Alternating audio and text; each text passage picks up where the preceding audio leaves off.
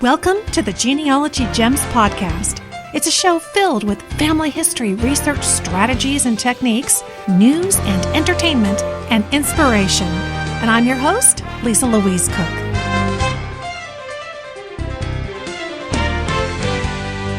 Hello, everyone, and welcome to the Genealogy Gems podcast episode number 201. There are so many things to talk to you about today. Since the last episode, nearly the entire Genealogy Gems team went to RootsTech in Salt Lake City, Utah. So this podcast episode is a sort of RootsTech recap in which I cover the gems I think that you're going to want to hear the most from the biggest annual family history conference in the world. And we're going to catch up on my favorite headline news, Findmypast's fantastic new collection, and a new research study by AncestryDNA, which DNA correspondent Diane Southard will talk about toward the end of the show today. I've invited Angela Walton-Raji to talk to us today about best practices for exploring African American heritage. You know, even if you don't have any African Americans on your family tree, some of the strategies that she's going to talk about are really universal. And later in the show, you're going to hear a Q&A with some fantastic genealogical sleuthing in U.S. censuses by both the gem who wrote in with the question and by our guest expert who answers it, Kate Ekman from Legacy Tree Genealogists. And last but not least, you're going to hear a teaser clip from the upcoming Genealogy Gems Book Club interview with author Annie Barrows. She is the author of The Truth According to Us. So let's get started with our RootsTech recap. Now, you know, when someone asks me to describe what RootsTech is like, the first word that comes to mind is huge. And the next word is energy. More than 13,000 people participated in person, and an estimated 100,000 tuned in for RootsTech streaming sessions online. We had our own streaming sessions from the Genealogy Gems booth again this year, and they are definitely becoming one of the favorite aspects of RootsTech because we get to interact with the people who are there in person and with so many of you around the world who are joining us online. This year, we streamed through the free Periscope app, as we have in past conferences, but we also did it through Facebook this year, and we got so much fun response.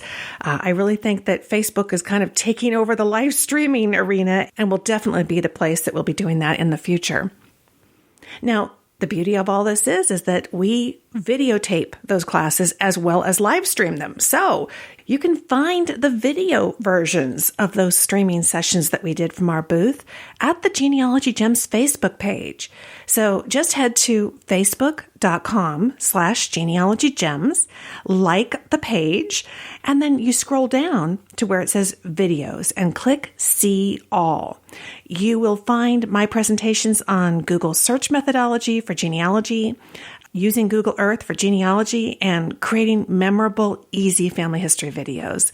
And you'll also find a session on understanding your DNA ethnic pie chart by your DNA guide, Diane Southard.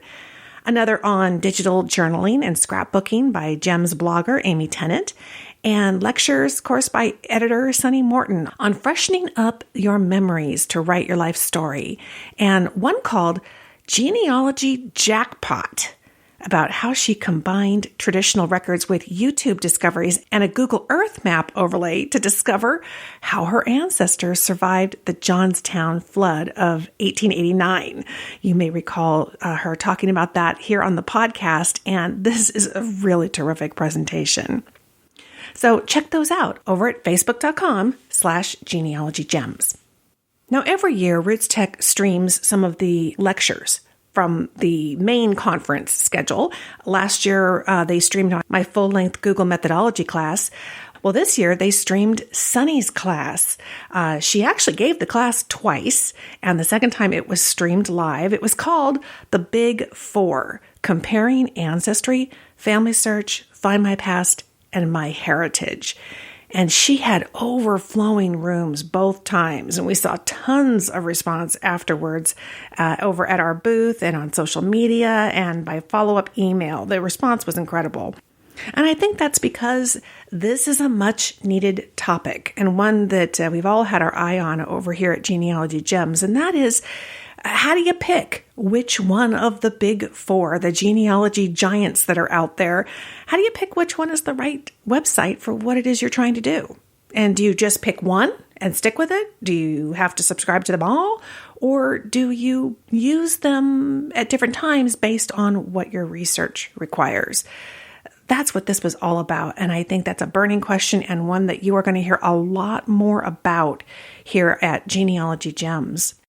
I heard from Eldon and Dorothy about Sunny's lecture, and they said Sunny did an excellent job, and we were so thrilled with her presentation. Both of us commented on that it was the best class we attended at RootsTech. She was so prepared and presented it in such a manner as to be understood. Give her our best. Well, I certainly have, because I know that she gave her best in that presentation. And if a family search employee emailed Sunny after RootsTech, and he says, "I'm incredibly thankful for your Big Four session. I've never had interest in Findmypast or MyHeritage, as I felt Family Search and Ancestry had it all, and hadn't heard of Percy either. With newly found Irish roots via DNA, I'm excited to extend some of the lines that have gone cold." You can watch Sunny's talk online over at RootsTech's website, and there are other archived RootsTech streaming sessions there as well. But unfortunately, the site doesn't offer the handout, which was exclusively available for RootsTech attendees. So we've also put the video on our Genealogy Gems website on a dedicated Genealogy Giants webpage, where Sunny summarizes the key points from her Big Four lecture and the handout. So I suggest you watch it there. You're going to love it. You're going to be able to get the handout, and I think you're going to agree that it is an incredibly shareable page. Be sure and share it with your genealogy friends. There's just tons of great information and a fantastic video there for you. So I hope you will share the link on your own social media pages and get the word out there. We would really appreciate that. And you will find it at genealogygems.com/giants. And as the name implies, this is about the four big kind of genealogy giants out there, but we're going to be talking more about some of the other giants. And really, a site is a genealogy giant when it's really targeted to a specific need in your research. And we're going to be breaking that down over the coming year and providing lots more great guidance for you, so you know exactly where you need to go, which site you should be using to get the most kind of bang for your buck, or really, more importantly, the best use out of your time, right? Because we all have a limited amount of time that we can devote to research. So I think you're going to find that this is really going to be valuable, and we are really looking forward to digging into it even further.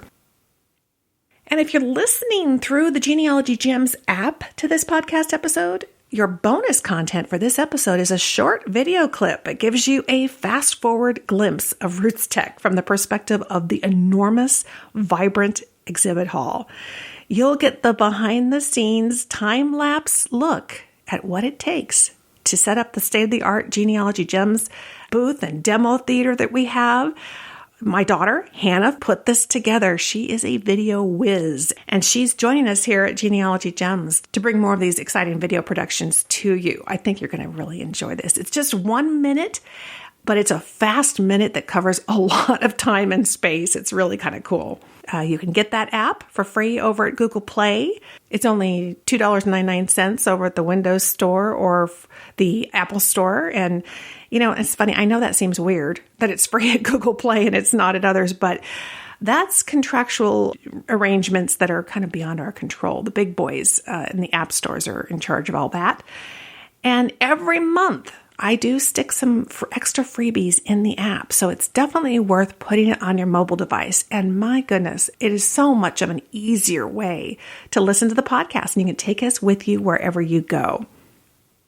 Now, I mentioned right at the beginning some news from Findmypast, and it's their Catholic Heritage Archive.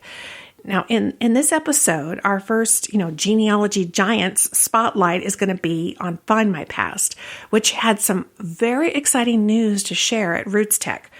Sunny got Findmypast Representative Alex Cox to give us the scoop himself at the Genealogy Gems booth. So on this audio clip, you are going to hear how excited both Sunny and Alex are and why. Sunny Morton here from Lisa Louise Cooke's Genealogy Gems here at RootsTech with an exciting announcement that's come down the pipeline recently from Findmypast.com. I'm here with Alex Cox, who's going to tell us a little bit more about it. Go ahead, Alex. Yeah, this is hot off the press, only announced this morning. We're very excited that we can now announce we are launching the Catholic Heritage Archive. And so what we aim to do is we aim to digitise all the sacramental registers from the United States, Scotland, Ireland and the UK. And you may remember last year, I think about March time last year, we released the 13 million Catholic parish records. That was testing the waters. That was the first initial batch. Now we're pleased to announce that we've also got a number of other archdioceses on board. So the first three that are coming are going to be Philadelphia, Baltimore and New York. We've also released a load today from Westminster and Scotland, and we're really excited because it literally is going to transform Catholic family history. Because, I mean, as you're probably aware, up to this point, if you have Catholic ancestors, it's incredibly difficult. And this will change all that. We're incredibly excited. That's very exciting. I do a lot of research in church records myself, so I am just thrilled to hear this. So in the past, it's been a matter of finding the right parish, so identifying where my family went to church, and then finding the local parish, making sure it's still there, contacting the priest, and if the parish isn't still there, contacting the diocesan archive, and going through this whole process to try to find the records, and then try to convince them to send me a copy of something. Yep, so no more of that. So when you say no more of that, what do you mean no more of that? So obviously at the moment we're launching with those 3 US dioceses. We've also got a number of English and Scottish ones, but more and more dioceses will hopefully be joining, and we estimate that by the time it's completed there's going to be 100 million records from the US alone. So it's quite a mammoth undertaking. This is the early stages, but it's going to continue to grow. So if you've got Catholic ancestors, watch this space. Keep on coming back to Findmypast. I'm sure, as you're aware, we release new records every week anyway, and increasingly we're going to be adding more and more and more Catholic records, and this is all thanks to the hard work of Brian Donovan. That is wonderful. We will be keeping an eye on this, and we'll keep you posted as we see more go online in our weekly records post. Thanks so much, Alex, for being here. My pleasure. Thank you very much. Many of us around the U.S. and around the world have Catholic ancestors, whether they were Irish, German, Italian, Polish, or Slovakian, or any other nationality. And at least here in the U.S., Catholic parish records often include that overseas local birthplace that we're always trying to get our hands on for our ancestors. So you'll find a link to the Catholic Heritage Archive in the show notes, along with a map. It shows record coverage so far in the Catholic Heritage Archive, which is really cool, and keep an eye on that. And as a PS to this news item, I just noticed that the Boston Globe reported in January that the New England Historic Genealogical Society signed an agreement with the Archdiocese of Boston to bring online an estimated 10 million names from about 154 parishes. So we will keep an eye on progress over there as well.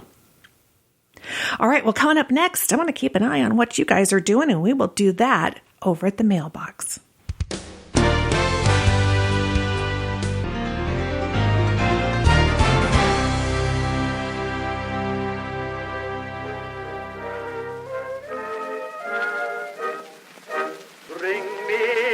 Letter from my old hometown, one with some jokes from my old pal Jim Brown.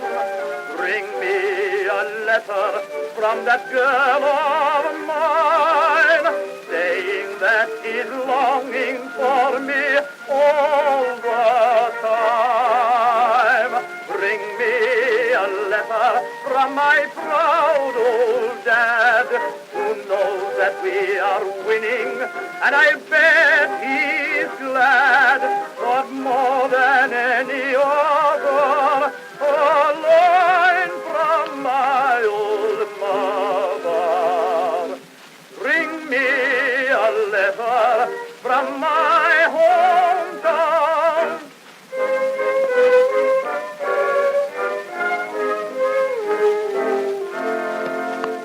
Last month wasn't just RootsTech, it was also our 200th episode celebration. And I've got a few follow-up emails to share with you on that topic right now. First up, a note from Barb. She says, "Today I listened to the 200th podcast and decided it was time to get all the premium goodies. The 200th podcast was great. I literally was in tears at times. Thank heavens I wasn't on a freeway and could blot my eyes at a stoplight." And Kathy from Carmel, California wrote in to say, "Today I went for a walk on the beach and took you and your 200th podcast episode with me. I was enjoying the emails and voicemails congratulating you on the 200th podcast and on your 10th anniversary of broadcasting.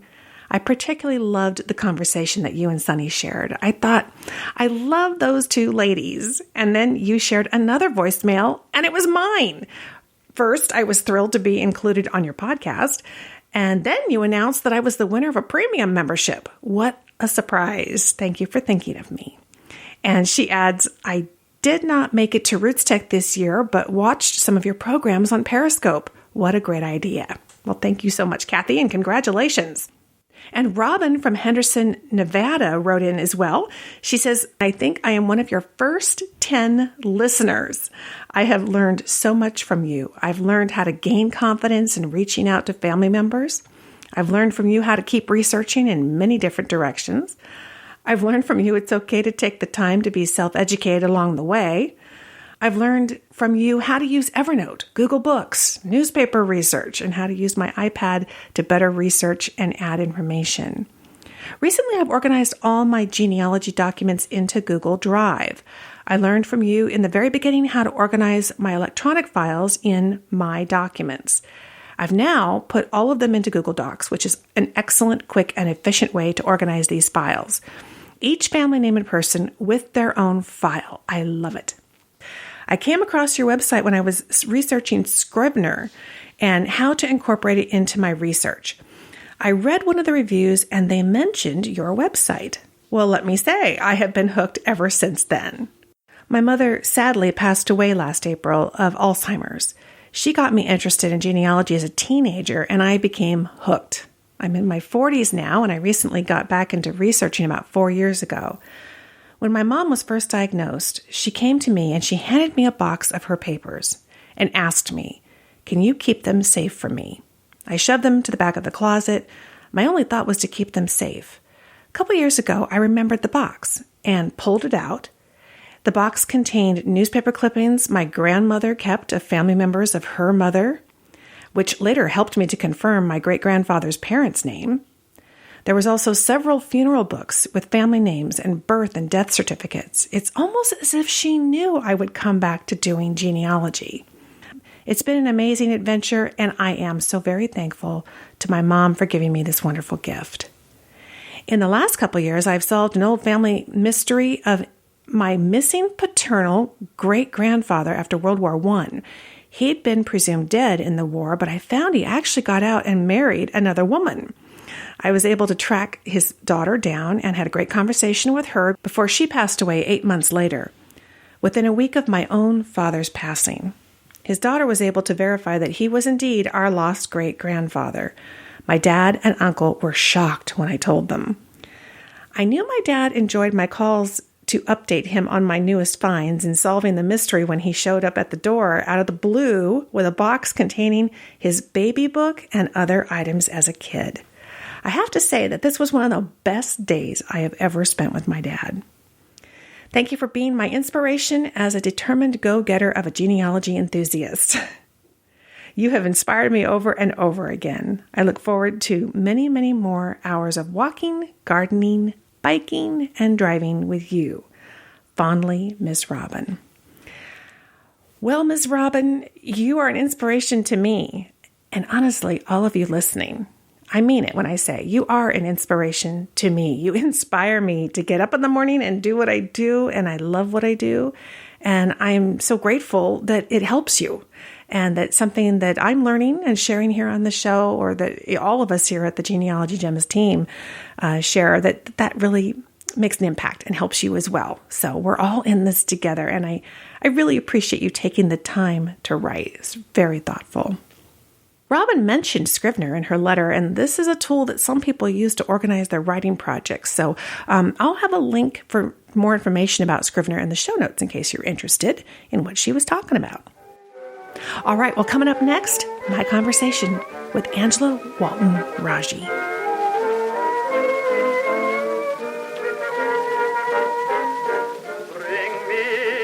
Letter from my proud old dad, who knows that we are winning, and I'll bet he's glad.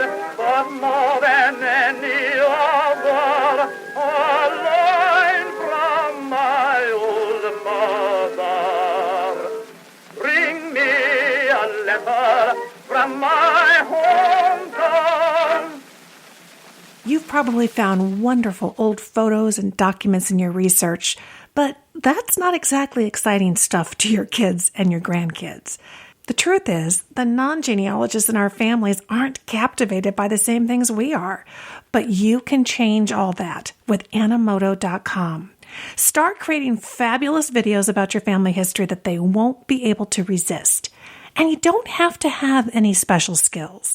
With Animoto, you drag and drop your files in, like photos and even video clips. Pick from their professional styles and huge music catalog, and voila, you've got an awesome video.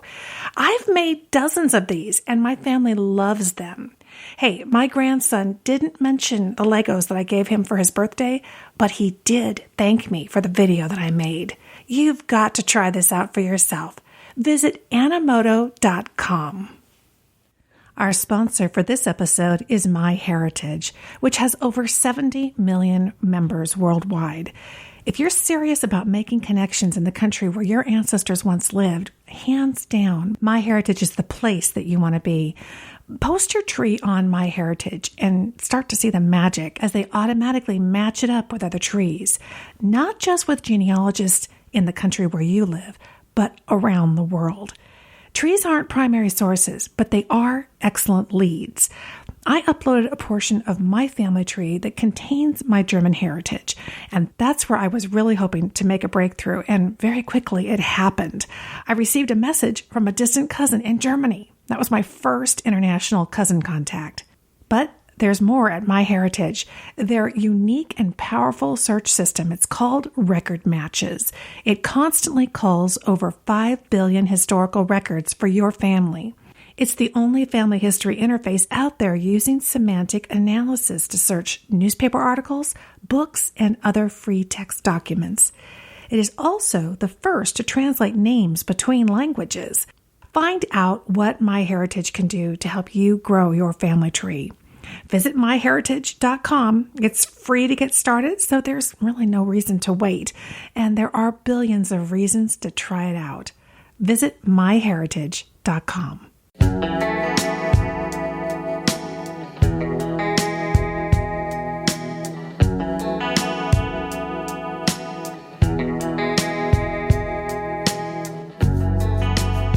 I've invited Angela Walton-Raji to share some best practices from her upcoming Family Tree University webinar. It's called African American Genealogy Research Essentials. Welcome to the show, Angela.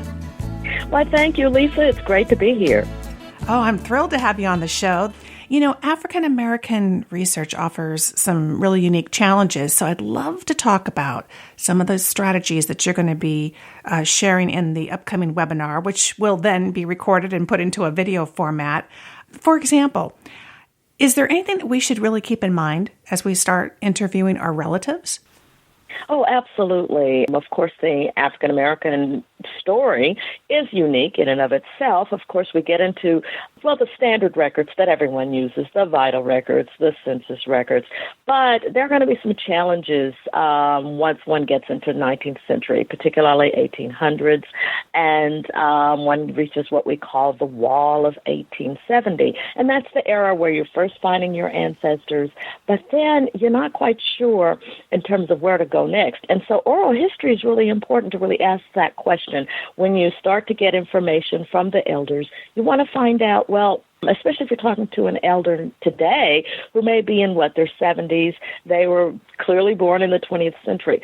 Did they happen to know anyone who had been born a slave when they were a child. They may be the last generation who knew someone who had been born enslaved. So it's a critical question to ask. Who was the oldest person that you remember when you were a child? And did that person ever talk about anyone who may have been enslaved? That's a critical question. But there's so many other kinds of questions to ask even before you get to that era. There are questions to ask in terms of, well, what do you know where the family is from? Were we always from Georgia? Or were we always from Pennsylvania? Was there a time when we came from another place? There's so many critical questions, and also key points in just the historical timeline that you want to be able to zoom in on and ask elders. Were people involved in the movement? Were they involved with certain things in the Garvey era? What kinds of things did they see? These are critical things to ask elders to sort of jar their memory and get them to start talking as well. Exactly. I mean, so often when we sit down with anybody for an interview, kind of the first response is, oh, I don't know, I don't remember. But wow, if you have that kind of an arsenal of really pointed questions, you help them. And they're all, don't you find they're always amazed that they do remember so much? They do, absolutely. And I frequently, we talked about some tips recently in our Black Pro Gen Live event. How do you get people interested or keep them from being bored? Well, usually find something that they were a part of and start to ask questions around that and then expand from there. But there are some particular questions that you do want to get them to address. And a lot of times just then stay with the time period that they're familiar with if they don't know much about what happened decades before they were born, because there was some critical events that took place in their lifetime. And you mentioned the timeline. Is that a tool that you really turn to all the time really on this? Essential. Yeah. Absolutely. Because there were some events, I mean, even, of course, these days, people even think of I'm a baby boomer, and people think of us now as elders, which, oh my gosh. But, even as baby boomers, we lived through some critical times. But particularly when you're dealing with someone of African ancestry, African-American ancestry, you want to ask them what they recall of the Civil Rights era. Were they involved? Are there freedom riders in the family? That was an amazing era in the 1960s. Before that, there were other aspects of the Civil Rights movement. There was, of course, when you get to the 40s and 30s, well, the migration was really at its peak, the Great Migration, where people literally by hundreds of thousands left the South and went north and west. And that's important. Well, okay, we're living in Indianapolis, but we're really from where in Arkansas now or where in Tennessee? Well, who remembers that journey? There's a story right there. The story of the family's migration, oftentimes omitted in the family narrative. And, of course, the military history. There is, of course, the period, actually, most people think of the westward expansion, Buffalo Soldiers, the Wild West. Well, actually, military units through the mid-20th century were still referred to as Buffalo Soldiers. Well, who in the family was in World War II, who was a Buffalo Soldier, who was in World War I, who was in the Spanish-American War? This is still another part that's a unique aspect of the African-American story. And sometimes someone might have just a really, just a little story that they still recall. Oh, yeah, I remember. Yeah, Grandpa said, they were some group called the Triple Nickel. Wow. Most people are not aware of these Black World War II parachuters, and just amazing stories that sometimes if you just drop a couple of key words, you might jar their memory and get an amazing narrative to come out of that. Well, and what you're really encouraging people to do, too, I think, is to learn their history. So if you know those terms, if you know that history, then you can say them like you said. Somebody may not remember it off the top of their head, but if they hear you using terminology that it just rings a bell from a story 50 years ago, that would be amazing to uncover. You just said it, absolutely.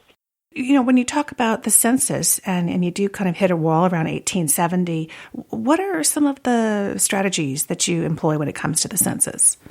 Well, when it comes to the census, especially when I teach classes, one of the things for beginners, it's often a surprise for many African Americans to see the many different terms that were used to describe the family. In the 1940 census, and of course I'm just assuming 1950, it hasn't come out yet, but particularly 1940 is the first time you see the term Negro to describe most people of African ancestry in America. Prior to that, you may occasionally see the word colored there, but many people are surprised to see the term mulatto used, even though a person may have been of mixed ancestry. For the most part, experientially, they were still seen as a person who was African American in the society, in the community. And to see the term mulatto, which is often a surprise, because it doesn't always mean biracial, although by definition it can mean biracial. It oftentimes is a physical description of a complexion of a person. So that's often a surprise, and I let people know you're going to see that. And then once you get to actually early 20th century, you'll see the family described as either black or mulatto. And again, this is interesting because it wasn't even a term that people used to describe themselves, but it was a descriptive that was used in the census. But then, of course, the challenge, we all have that 20-year gap from 1900 to 1880, with a few being able to find things in the remnant of 1890 census. But you get to that point in 1870, and in 1870, that's the first time many people will find their ancestors listed as a family unit by name. Before that, 1860 census, many were enslaved and were not enumerated as a family unit prior to that. So the question is, wow, I've gotten back to 1870.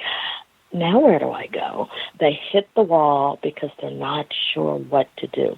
In terms of a strategy, number one, I always tell people this is the time to truly slow down, because the goal oftentimes is to say, oh, what can I do now to get to 1860?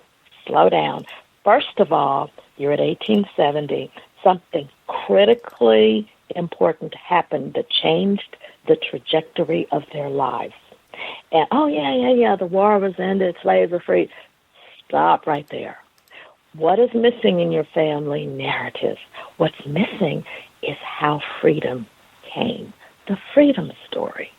It was not the same for everyone. Some had a male relative or several who enlisted in the Union Army. Some emancipated themselves. Don't forget, a major war took place. Many people, if there was a conflict nearby, there was a Union raid coming through the town, this was an opportunity. Many people, not only men, but women and children, they left and they followed the line and became contrabands. There were hundreds of contraband camps all around the South. Again, part of the narrative. Some volunteered. Some became employees. Some became nurses. Some became matrons. Some became cooks. Some really just, and actually what's amazing, there's a record on these things that happened. So as one is telling the family narrative, well, first of all, they've got to find the freedom story. That's a major challenge. Thankfully, we now have some tools to help us. We have, yes, we know the Freedmen's Bureau records are there, but there are a whole lot of other records that are there also that have been there for years. The records of the U.S. colored troops, which contain just a plethora of family data, particularly if the soldier, upon his death, left a widow or children, or sometimes a mother or a father. I've even seen fathers claim pensions for deceased sons. So there are records from that era. It's really, really critical. And as you mentioned a minute ago, sometimes the key is to learn the history, and sometimes it's as specific as learning the local history. Let's say Memphis, Tennessee, for example. Well, right outside of Memphis, Tennessee, right now, if you live in Memphis, well, yeah, there's a big industrial park on a little area called President's Island. Well, guess what? In the Civil War, President's Island became a contraband camp. There were 3 contraband camps close to Memphis, And these were individuals who had really freed themselves and then had started to settle and create little settlements during the war, up to the end of the war and into the late 1860s. And this became a community. And that's a story right there. It's a challenge because you want to find that story. That story is found on the local history level. That's where you're going to find it, because it's not going to be in a census record. And but this is sometimes where you're going to find some pieces of that story. And it's very important. And at some point in time, yes, the task is to, if your family had been enslaved, to find the last known slaveholder, to identify him or her, and to then follow that person's history. Because within their history, you often find your ancestors popping up in those documents as well. It's a challenge, but it can be done. Exactly. And as all of you can hear, even though there's a challenge there are so many more opportunities than most of us ever realize. And Angela really talks about this and gets knee-deep into it in this new webinar. It's called African American Genealogy Research Essentials. There is a video recording. You'll find the link in the show notes. So tons and tons of hope and opportunity for really bringing out the story of the African Americans in your family tree. And Angela, thank you so much for sharing all of your expertise with us. We've really enjoyed it. Oh, it's been a pleasure, Lisa. Thank you.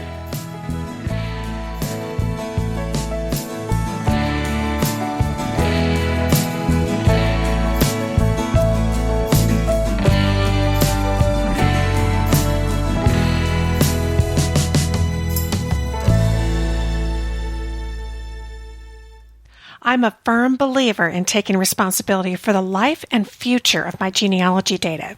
So instead of just uploading my information only onto someone else's genealogy website, I enter it into my master database on my computer into the premier genealogy software program. It's RootsMagic at rootsmagic.com. Genealogy software is RootsMagic's primary focus. It's not just a sideline. And I continue to be really impressed by their free online training videos and all the rich features they add. And here's the latest. Not only can you import a GEDCOM file from another program, but now with the release of RootsMagic 7.1, you can directly import any Family Tree Maker file with everything attached. That's everything attached. In fact, RootsMagic can import a bigger variety of older Family Tree Maker files than any single version of Family Tree Maker itself. It's just one more way that RootsMagic has been reaching out to the genealogy community and helping them care for their most precious data, their family tree.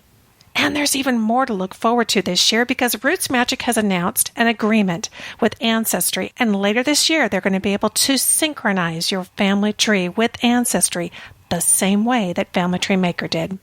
There's never been a better time to try or switch to RootsMagic. Head to rootsmagic.com and download the free RootsMagic Essentials today. You're going to love it. That's rootsmagic.com. You know, now that I've moved to Texas and what they lovingly call Tornado Alley, I'm more aware than ever that if anything ever happened to my genealogy files, I would be devastated. And boy, have my files expanded since I started this research at the ripe old age of 8 years old.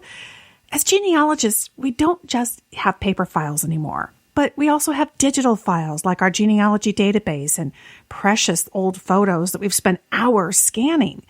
No matter where we upload our family tree or anything else relating to our family history on the web, the responsibility for the total safety and security of our files lies with us.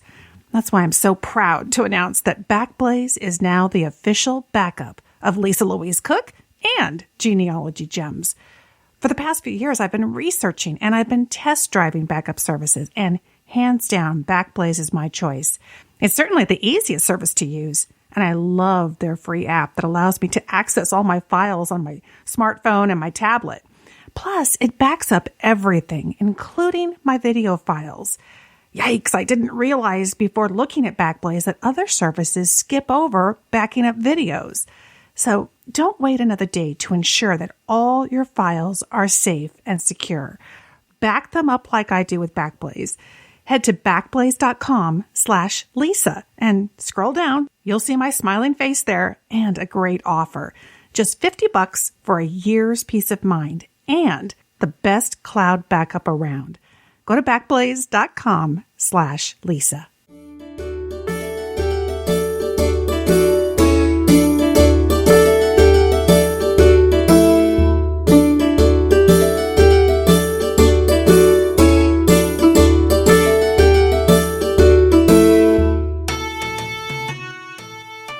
Hi, I'm Kate Ekman, Senior Researcher for Legacy Tree Genealogists.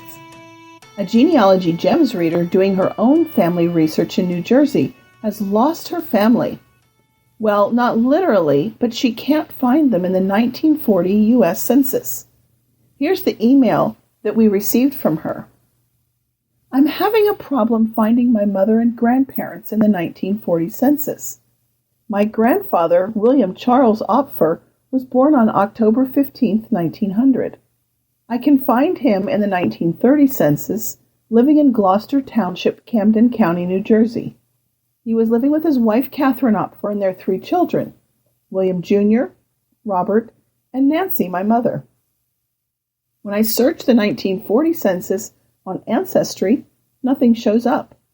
So I went to the government website and converted the 1930 enumeration district to the 1940 enumeration district. The 1940 enumeration districts were 4-57, 4-58, and 4-61. I then went through all the pages for each of the districts looking for William C. Opfer. I did this on Ancestry, Family Search, and the National Archives.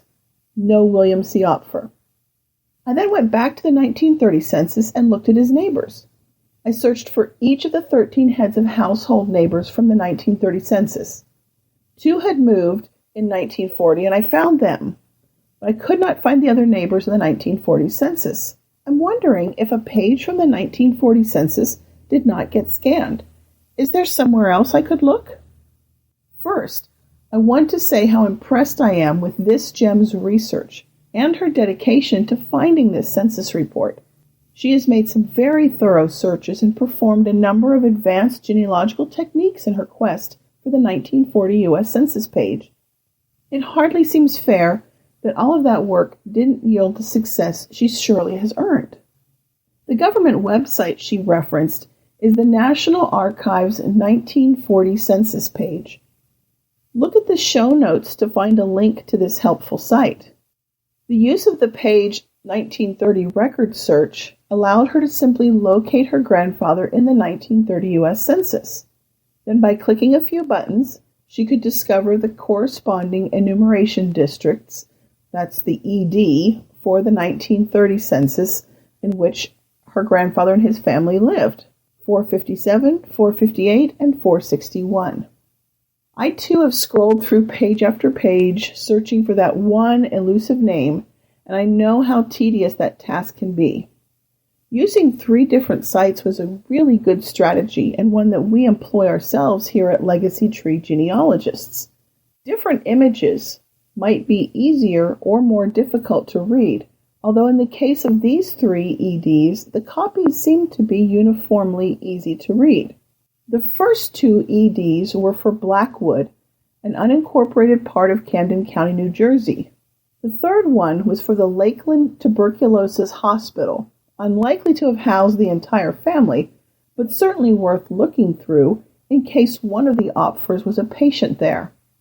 ED 458 had an interesting variation at the end of the report. The last 2 pages were not 15A and 15B, as you would expect, but they were 61A and 61B. This indicates that these households were enumerated at a later date than were their neighbors. Because federal law requires every household must be counted, and because not everyone was at home when the enumerator arrived, the enumerator had to return on a different day and attempt to gather the necessary information for those families. They were recorded separately, beginning with page 61A.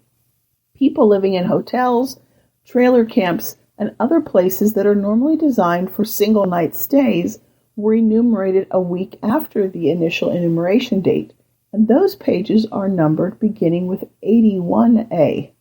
Not every ED has a 61 or an 81 page, but if you see one, now you know why the page number suddenly changed so dramatically. The writer's use of Elizabeth Shown Mills' Fan Club, FAN, that was an excellent idea too. FAN, an acronym for Friends, Associates, and Neighbors, takes advantage of the fact that people in general tend to remain geographically close to the people they know. You can read more about this in the Genealogy Gems post entitled "The Genealogy Fan Club Principle Overcomes Genealogy Brick Walls," and there is a link to this post in our show notes. If a portion of the community moves, they tend to move together and relocate in the same general area of their new location. This writer's instincts to use this tool were excellent, even if they did not produce the desired results. This falls under the heading of the, quote, reasonably exhaustive search, and it should always be included when someone, or in this case, something, can't be found, but should be there. The fact that the researcher was able to locate only 2 of the neighbors could be explained in part by the fact that so many of them were in their 60s, 70s, or even their 90s in the 1930 census. They may have simply passed away in the intervening years. Another explanation, particularly for the working families, is that the Great Depression caused many families to move in order to find employment. This may have been true for the Opfers. We noticed in 1930 that William was employed as a supervisor for Reading Transportation. While supervisors were important to the operation of any transportation company, it is possible that William found himself unemployed, as was true for millions of other Americans. If that happened, he and his family could have moved anywhere in the United States in an effort to find work. Alternatively, William may have left to find work while Catherine and the children lived by themselves in reduced circumstances, or with family, or even friends. To this end, I searched for William and Catherine separately, and then each of the 3 children in the hope of locating 1 or more family members.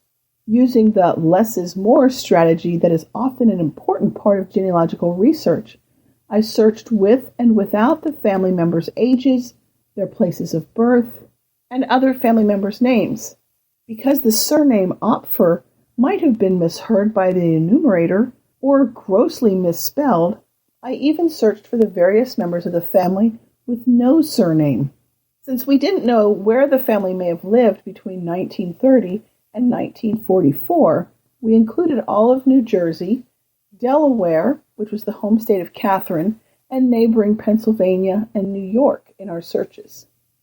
The lack of positive results meant that we had to expand our search to the entire eastern seaboard and then the United States.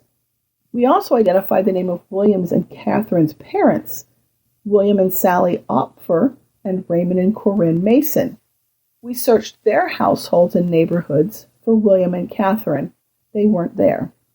Walter, William's younger brother, was not hosting the family either. The writer had asked if it was possible that a page from the 1940 U.S. Census did not get scanned. Now, since the 1940 census has only been available to us for 4 years, it is possible, although not really probable, that there are 1 or more pages missing unbeknownst to anyone. Our research revealed that only a few pages from a couple of EDs in Ohio and South Dakota are missing from the family search collection. There's no indication anywhere that there are missing pages from New Jersey. In addition, the pages in the 3 possible EDs for the Opfers were all included and in the correct numerical order, with no indication of any missing pages at the end. Therefore, I think we have to conclude that missing pages do not explain the Opfer family's disappearance. There are 2 other databases which might provide some insight into the location of the Opfer family.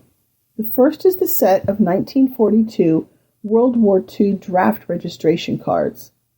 All men between the ages of 18 and 65 were required to register for this draft. The draft registration cards would have included the address at which William lived in 1942. However, there was no card for a man named William Opfer, and no card for a man with only the surname of Opfer who was born between 1895 and 1905. The final search was the database of city directories. A poorly indexed city directory reported that the Opfers lived in Haddonfield, New Jersey in 1943, but closer inspection revealed that there are actually 2 directories contained in the same book, and the listing for the Opfers was actually for 1947.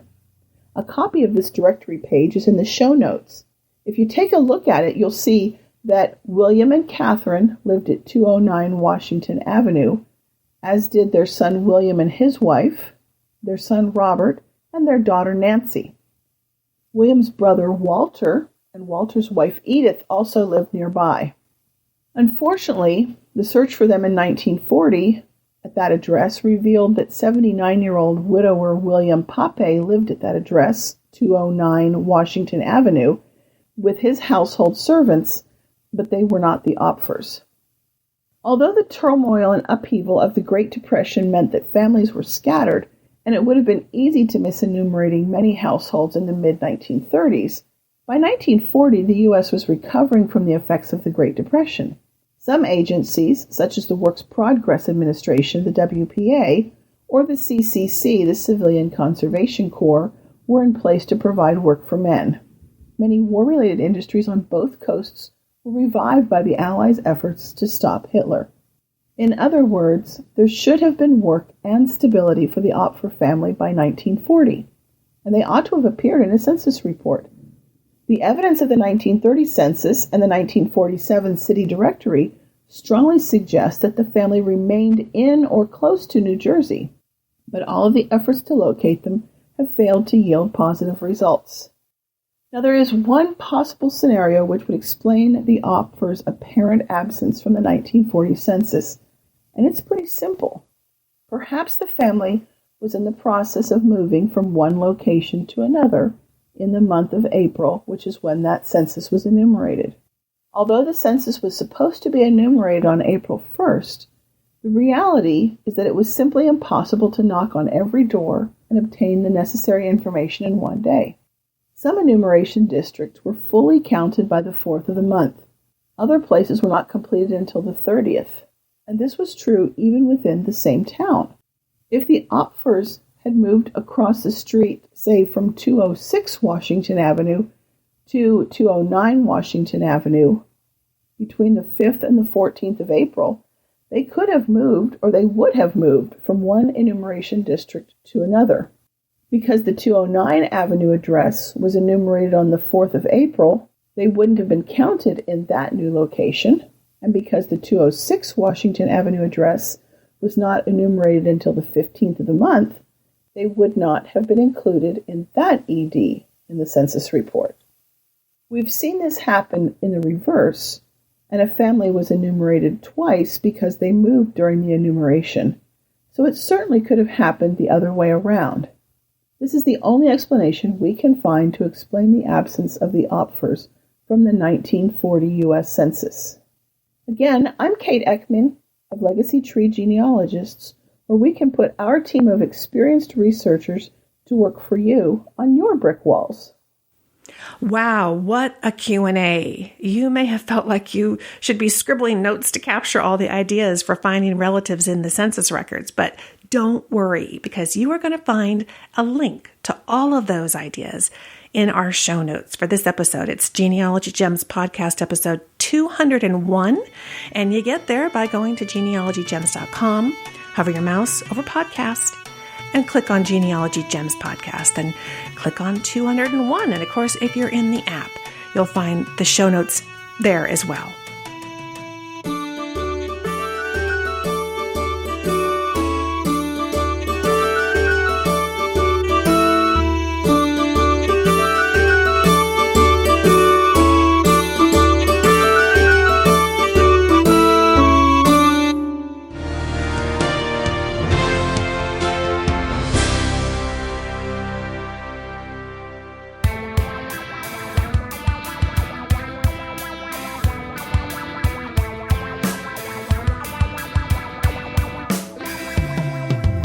Hello, Genealogy Gems podcast listeners. This is Diane Southard, your DNA guide.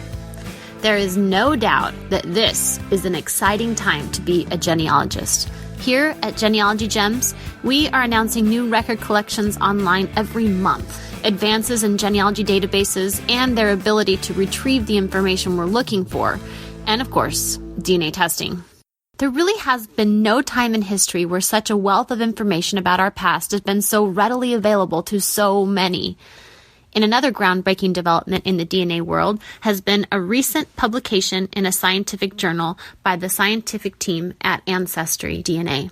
It's titled, quote, "Clustering of 770,000 genomes reveals post-colonial population structure of North America," end quote. Or, in more understandable terms, I would title it, "Your DNA can tell us where you came from in America in the last 500 years. Wow, right? So how did they do this? Well, the power really is in the numbers. In this particular paper, they used 770,000 people. But now that they're approaching having tested 4 million people, you can bet the same principles will be applied to a larger data set, and we will see even more information as a result.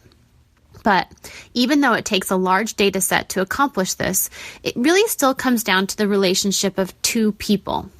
To start, Ancestry determines how just two people are genetically related. Then they find out how those two are related to a third, again, looking only at pairs of people. This goes on and on and on until everyone in the group has been compared. Then we use a graph to plot those relationships, with those more closely related clustering around each other. Then the real key, the point where we see the marriage of genetics and genealogy. They add in the family history information for each of these individuals in the cluster. What they found was astounding. They have displayed the data in Figure 3 in their paper. You can see a link in the show notes. It's a map of the United States with colored dots scattered across the landscape. The location of the dots corresponds to the genealogy of those tested, while the color of the dots relates to their genetic clustering. Those who clustered closest together genetically are the same color. The result is a nearly perfect rainbow, with each color holding its respective spot on the map, with very little overlap between groups. There are actually 2 maps in the paper, just to make things easier to see. We might be tempted when looking at the maps to think, oh, well, of course there's a large population of European Jews in New York. Everyone knows that. No breakthrough there. But it is. It isn't their family history or their accent or their culture that's telling us this. It's their genetics. As if that wasn't exciting enough, further on in the paper they describe how we can trace migration patterns of different groups over just a few generations. In the paper, they specifically mention French Canadians and Cajun Acadians, but the same principle can theoretically be applied to dozens of other groups. So what does this mean for you as a genealogist? It means that we're getting closer than ever to being able to tell you who you are and where you came from using your DNA. For example, let's say you have an ancestor in Texas about 4 generations ago, but you aren't sure where she came from. If technology, like what is published in this paper, ever reaches your testing company, your DNA could tell you that you fit into the lower South group, meaning that your ancestor likely hails from, well, the South. But maybe instead your genetics identify with the upland South, which means you need to explore records from Arkansas, Tennessee, and North Carolina. This is just a glimpse into what the advances in genetics are bringing to your genealogy toolbox. So hang on to your hats and keep tuned in here at Genealogy Gems for all of the latest updates. Until next time, this is Diane Southard, your DNA guide.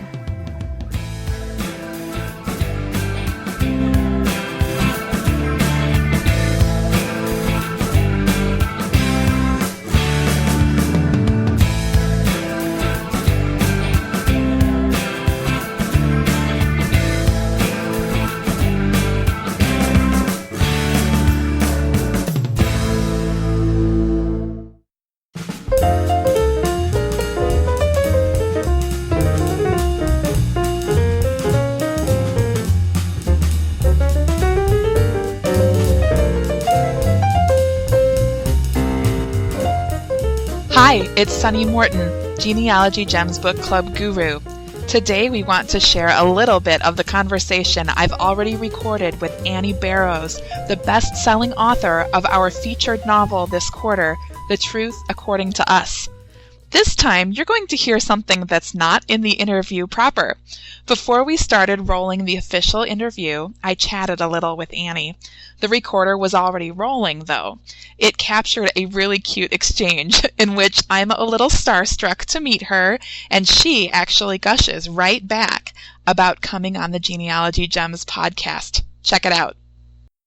Annie, it's really nice to meet you. I have to say, I'm such a huge fan. Oh, I really am. Thank you very much. That's great. I told you I would gush a little bit. That's wonderful. Let me gush just for a second about having the opportunity to talk about the research and the history, which is such an important issue to me, but nobody ever wants to talk about this stuff, so I'm really excited. And so, of course, we did talk about history, including this reference to the Great Depression's Works Progress Administration, or WPA. Why did you choose a storyline that followed a WPA worker? Why did you pour all that history into this book?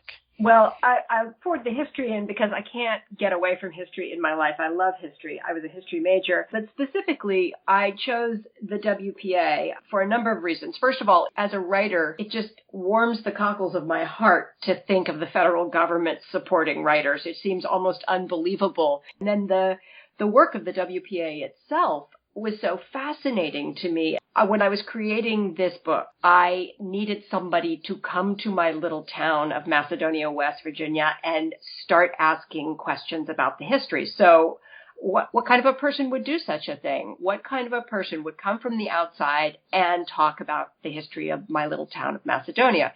Well, the answer was obvious. It was somebody on the WPA writing a local history. So that's why I followed that storyline. And once I started researching the local histories that the WPA produced, I was fascinated by the project that they undertook and how these writers went about the projects. I think The Truth According to Us is a great read for genealogists, not just because Annie tells such a marvelous story and because of the cool history and because the WPA produced such great genealogy records, but because Annie explores the idea so beautifully that everyone remembers a different version of the past, and trying to sort it out can be so messy. Here's Annie again. I love that mess. And of course, everybody is dealing with this all the time. You know, all you have to do is say to your child, you loved second grade, and your kids start screaming at you, no, I hated second grade. It was horrible. And there you have revisionist history, and there you have one person's desire and facing another person's reality. This goes on all the time. And yeah, it is really sticky. And so who decides what makes truth? Again, the book is The Truth According to Us by Annie Barrows, and I highly recommend it. Our full conversation will air later this month on the Genealogy Gems Premium podcast. So if you're not yet a premium website member, I recommend that too. I hear from many of you how much fun it is to hear these authors talk about the stories and themes and history for which we all seem to share such a common passion.